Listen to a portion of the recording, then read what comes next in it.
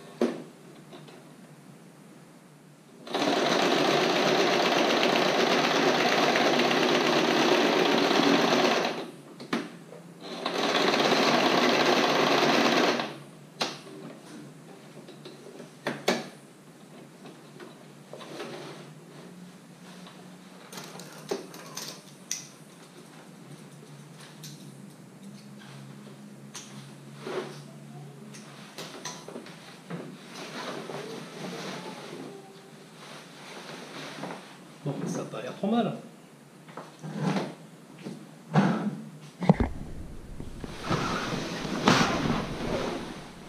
Donc là on voit les traces que j'ai fait pour les coupes, pour prendre mes repères.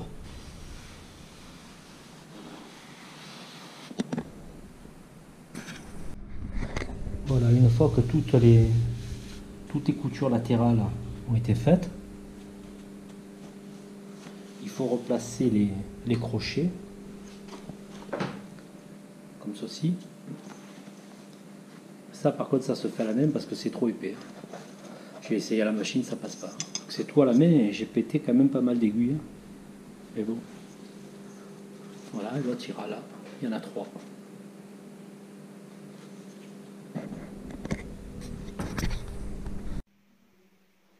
Bon, mais voilà l'outil, hein. Je me suis attaqué au Lazibag. Alors là c'est la partie la plus étroite. Alors là c'est les passages pour les grilles. J'ai fait des renforts. Ça c'est le velcro sur lequel va venir le rabat. Ça c'est le gousset dans lequel va rentrer tout le long. Tout le long il va rentrer la latte de rigidification. Et ça c'est le jonc qui vient coulisser dans le long sur le côté de la baume. C'est ce qui retient le système. Voilà, bon, 5,80 m ça fait long. Et la première partie c'est la même avec le rabat en plus. Là j'ai mis les anneaux pour accrocher sur le bas. Là c'est les sangles pour aller devant le mât. Et ça c'est le gousset dans lequel rentre le jonc. Voilà. Bon, maintenant on va faire les housses pour les bouteilles de plongée. Et je vais essayer de faire des housses pour les winches. Il me reste du tissu. Alors une fois fini, ben ça donne ça. Alors, le Lazibag est en 3 parties. Bâbord, tribord sur rail. Je ne sais pas si on voit bien. Voilà, sur rail. Donc il y a 2 côtés. Et puis j'ai fait un nez de mât.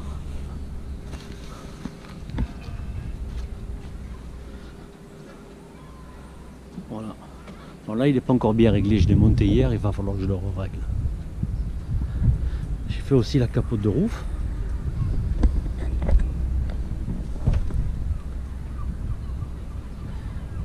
Comme il me restait du tissu, ben j'ai fait des housses de winch, des housses pour les bouteilles de plongée et des protections latérales. J'ai mis aussi des poches pour la navigation, c'est bien pratique.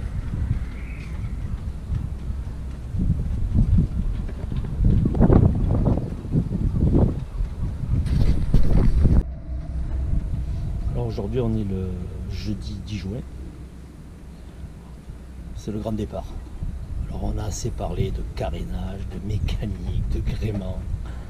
Maintenant on va parler de découverte, de voyage, de voile, de plongée. Et on va s'amuser. Allez, venez, je vous amène. On est parti à 2 heures. Bon, il n'y a pas beaucoup de vent, hein. C'est calme plat. Comme on est au portant, ben, j'ai envoyé que le génois. On navigue à la Marseillaise. 7 nœuds de vent et 2,5-3 de vitesse. Bon, le second capitaine dans le mat de mer. Elle a fait un peu un vomito. Et même les chats, ils ont fait des vomitos.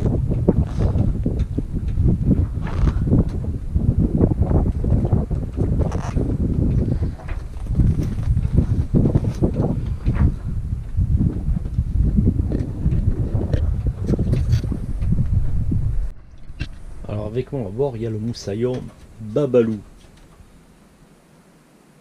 qui a l'air épuisé déjà de ce long périple qu'il va vivre. Et à son acolyte, le moussaillon Chouchou.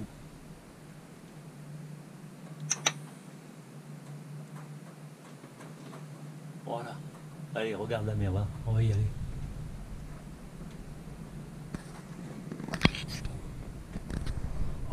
On voit quand même les traits tirés par le stress et la fatigue.